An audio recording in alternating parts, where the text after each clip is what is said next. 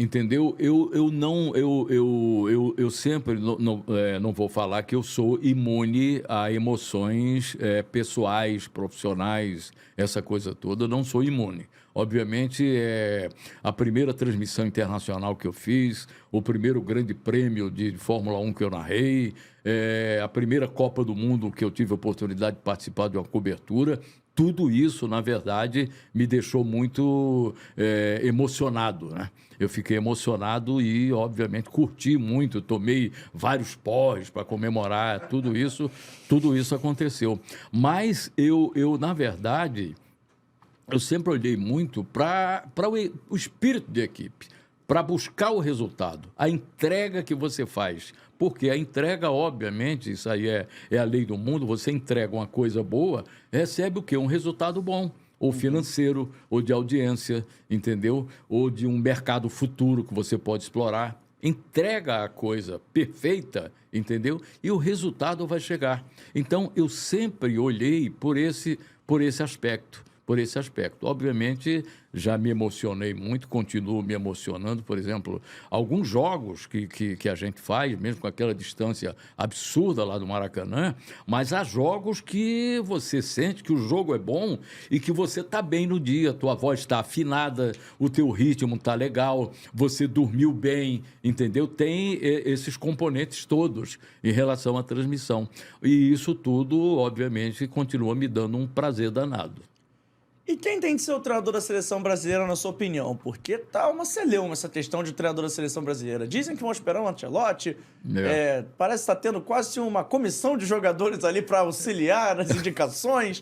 Como é que você está vendo isso tudo? Porque parece que a seleção brasileira está um pouco à deriva. Se não está à deriva, ela está perdida ali um pouquinho. É verdade, porque agora vai começar, inclusive, em setembro, a fase de eliminatórias da Copa do Mundo, né? A seleção brasileira precisa tomar cuidado, porque esse negócio, não, o Brasil já está na Copa. Cara, tem jogo pra caramba. Tem muito jogo perigoso, jogo com a Argentina, o Uruguai já tem uma seleção maravilhosa de jogadores internacionais, famosos e tudo mais. O próprio Chile, né? Então a seleção brasileira ela tem que tomar cuidado. Eu acho que a definição do técnico da seleção deveria ser imediata. Eu acho que tem que ser imediata. O presidente da CBF está insistindo com o Ancelotti e a gente não vê nem por parte do Ancelotti uma declaração de pessoal, uma sinalização mínima. Parece até que o presidente está falando com o Ancelotti através de intermediários, coisa e tal. Pô, se quer o cara, marca uma reunião, tá na Espanha agora. O cara está de férias, deve estar lá na Itália ou na Espanha, ou passeando, essas coisas assim, mas tenta marcar alguma coisa, porque o futebol brasileiro, em relação à Copa do Mundo, não pode esperar, porque daqui a pouco começa eliminatória, aí perdeu uma, perdeu outra, e com técnico interino, o Ramon, com todo respeito, é complicado. E quem seria o seu nome para assumir a seleção brasileira? Cara, eu acho que o Jorge Jesus seria um bom nome, sabia? Você gosta da ideia do Jorge Jesus? Eu gosto da ideia do Jorge Jesus. Primeiro que os jogadores todos gostam de trabalhar com ele. E isso aí é muito bom.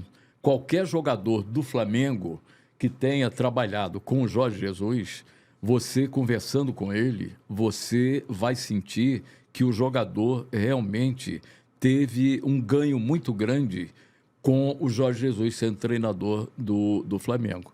E ele já conhece o ambiente do futebol brasileiro. Ele já conhece o ambiente, ele já conhece, já sabe como funciona aqui. As coisas aqui são improvisadas, ele já sabe disso. As coisas aqui são meio loucas, ele já sabe disso, entendeu? Então, ele é um técnico que acho que daria um bom resultado. Eu confesso que eu não sou muito fã dessa ideia, não. Porque eu acho assim, para o cara treinar a seleção brasileira, ele tem que ser um cara indiscutível. E acho que ainda mais se a gente for dar esse cargo para um cara que não é brasileiro, e aqui sem nenhum esse discurso protecionista e tudo mais, mas eu acho que se a gente fosse contratar um treinador para a seleção brasileira, precisaria ser um cara indiscutível. Um Ancelotti, um Guardiola, um Klopp, um Mourinho. Eu acho que o Brasil precisa de um cara de primeira prateleira, ainda mais se ele vier com essa pressão de ser um treinador não brasileiro depois de tanto tempo. Eu acho que o Jorge Jesus ele é muito bom e foi muito bom aqui âmbito nacional no Brasil. A mesma coisa que é para ele e para o Abel. Mas eu acho que faltou ele se provar um pouquinho em grandes palcos na Europa, coisa que esses outros treinadores que eu citei não. Aí a gente vai falar, mas o Tite... Mas eu acho que o Tite tem a prerrogativa de ser o cara da seleção, não sei o quê, de ser assim, aquele treinador nacional. Eu acho que pra gente trazer o internacional, ele tinha de ser um cara muito fora da curva. Será que o Jorge Jesus é tão fora da curva assim? Não, não é que seja fora da curva. O que eu aposto, por exemplo, no provável sucesso dele, é o conhecimento que ele já tem de futebol brasileiro. Ele ficou aqui, 2 ou 3 anos, eu não sei precisar isso. Mas ele tem o conhecimento do mercado, ele tem o conhecimento dos jogadores, ele já sabe como as coisas aqui funcionam. E eu acho que isso ajudaria muito, entendeu? De repente você vai trazer um Ancelotti.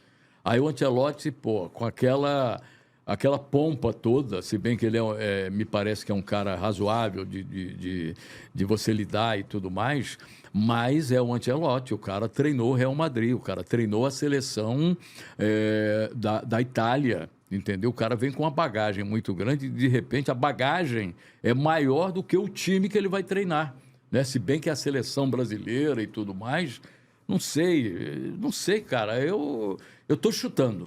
Eu estou chutando o Jorge Jesus. Não posso chegar e cravar. Jorge Jesus vai dar certo. Não sei. E acho que falta um nome indiscutível para a seleção brasileira. Porque a gente está falando do Ancelotti, eu citei aqui Klopp, Guardiola, Mourinho. Mas eu acho que esses caras não assumiriam a seleção brasileira. E diferente do primeiro ciclo do Tite, que era ali o Tite campeão mundial e tudo mais, que era assim... Ou até mesmo na época que especulou o Muricy, uma época... Tem o próprio Filipão na Copa de 2014.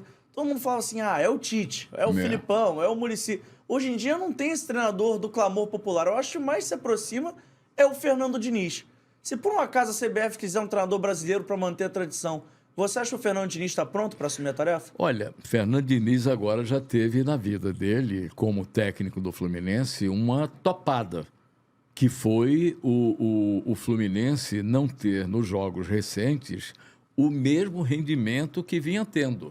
Aí todo mundo já começou, não todo mundo, porque você está realmente colocando a possibilidade do Fernando Diniz como nome indiscutível. Mas muita gente que eu conheço, diante dessa topada, dessa queda de produção do Fluminense, dessa marcação que as pessoas começaram a desenvolver, os outros técnicos em relação ao Fluminense, o Fluminense realmente não rendeu mais nesses últimos jogos o que vinha rendendo anteriormente, muita gente já questionou o Fernando Diniz. Ele não tem o plano B.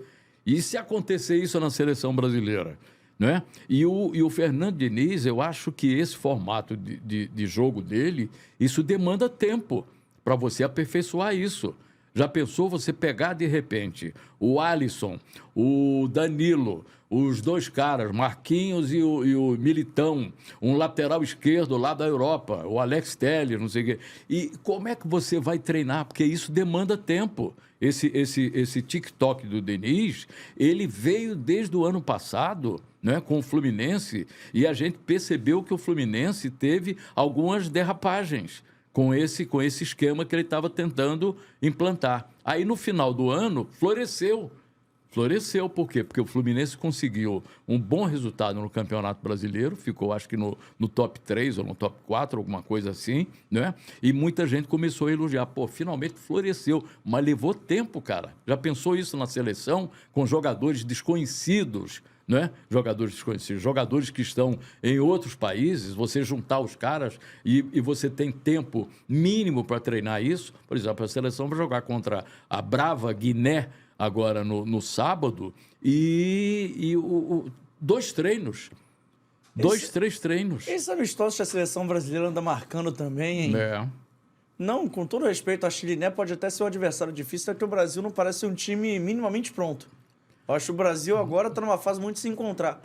Mas eu queria ver o Brasil ou pegando um adversário muito mais fraco ou um adversário mais competitivo. Eu acho que o Brasil ficou muito no meio do caminho nesses amistosos. Mas enfim. Acabou esse corte? Então calma aí. Antes de eu ir embora, não esquece de se inscrever no canal, ativar o sininho da notificação, deixar o seu like e o seu comentário e, claro, seguir as nossas redes sociais. A gente tá no @Fora do Jogo Cast em todas as redes sociais, mas pelo visto estamos expulsando, então vai, me ajuda aí!